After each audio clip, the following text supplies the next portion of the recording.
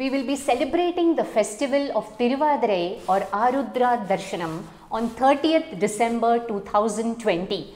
What is this festival and what is its significance? What is the offering made on this day? Stay tuned.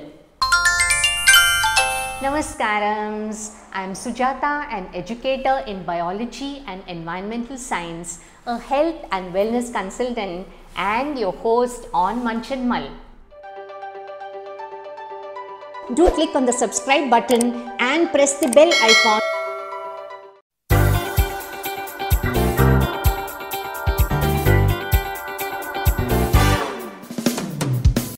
Thiruvathirai is a very important festival that is celebrated mostly in Tamil Nadu and Kerala.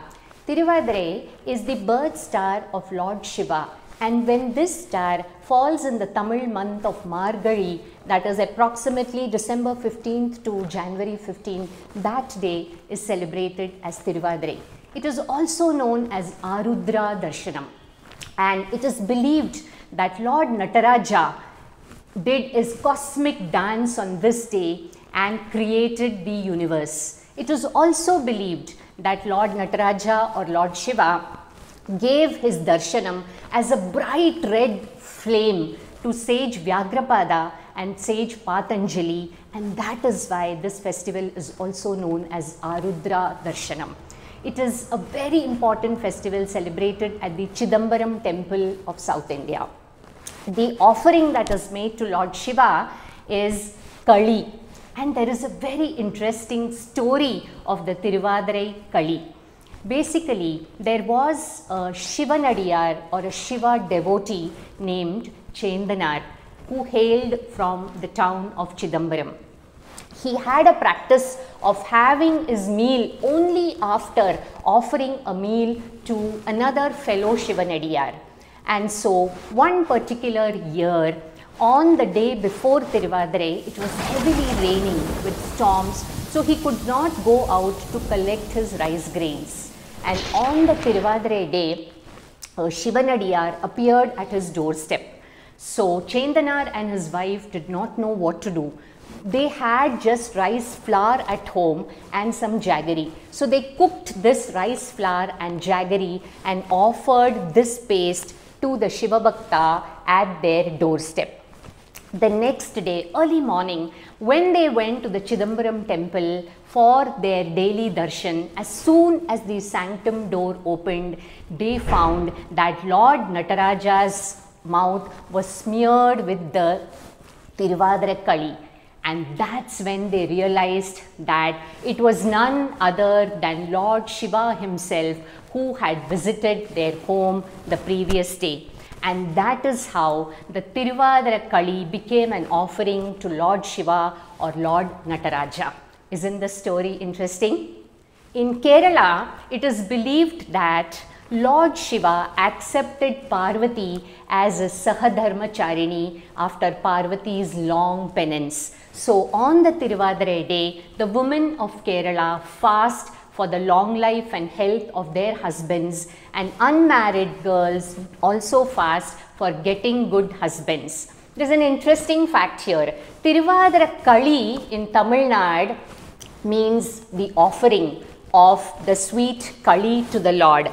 And Thiruvathirai Kali in Kerala means it is a graceful dance performed by the woman in a group with the lamp in between. This day is of special significance to me personally because Ramana Maharshi of Tiruvannamalai was born on the Arudra Darshanam. His eyes are so full of compassion. Personally, for me, whenever I go through challenging times, troubled times, it may be, some days when I'm really feeling low, all I have to do is look into his eyes and so many things get settled down. And so I love celebrating this day and offer Thiruvathirai Kali to Lord Shiva and to the saint of Tiruvannamalai, Ramana. This time my sincere apologies that I do not have the time to upload the recipe, and so I'm going to tell you how to make it. So you just take 2 glasses of raw rice and half cup of moong dal, soak it, wash it, soak it for about half an hour in water, and then dry it on a cotton cloth so that the moisture gets absorbed. Once it is dried, you dry roast it till a light brown color and grind it coarsely. So now you have 2.5 cups of flour with you. Now for 2.5 cups, you take 2 cups of jaggery powder and dissolve it in 6 cups of water. For 1 cup of rice, it's approximately 3 cups of water. So you dissolve 2 cups of jaggery powder in 6 cups of water. Just bring it to a boil, filter it so that all the filterable material is removed off, and once it starts boiling, add this coarse rice and dal powder to it. Give it a stir, keep it closed for about 5 to 7 minutes and keep stirring it so that it doesn't get burnt. Switch off the gas, add a little cardamom powder and add about half a cup of freshly grated coconut and 3 to 4 tablespoons of hot clarified butter or ghee, and your tasty, delicious Tiruvadara Kali is ready to be offered to Lord Shiva. This sweet Tiruvadara Kali goes with a salty vegetable dish called the Tiruvadara Kootu, which is made with a certain Dioscorea species, which in Tamil is known as Kavathu Kalangu. Also we put broad beans in it called Avarakkai. At the next available opportunity, I will definitely be uploading the Tiruvadara Kali and the Kootu recipe definitely before next Tiruvadarai. How many of you, especially those from South India, have heard of this festival and have celebrated it in your homes? If not, isn't it worth mulling over?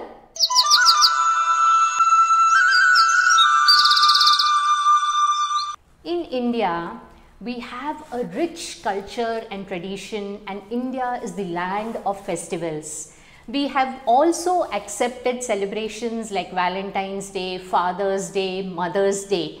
I'm not trying to demean it or denigrate the celebration of Valentine's Day or Mother's Day, Father's Day, but I feel this importance has to be given to all our traditional festivals also. Father's Day, Mother's Day is not about celebrating it one day. We should be always grateful to our parents to whatever they have done for us.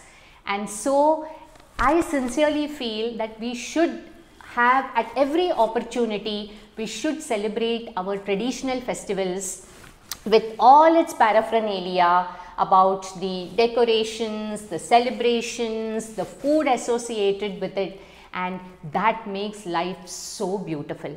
Wishing each of you a very, very happy Arudra Darshanam or Tiruvadarai festival.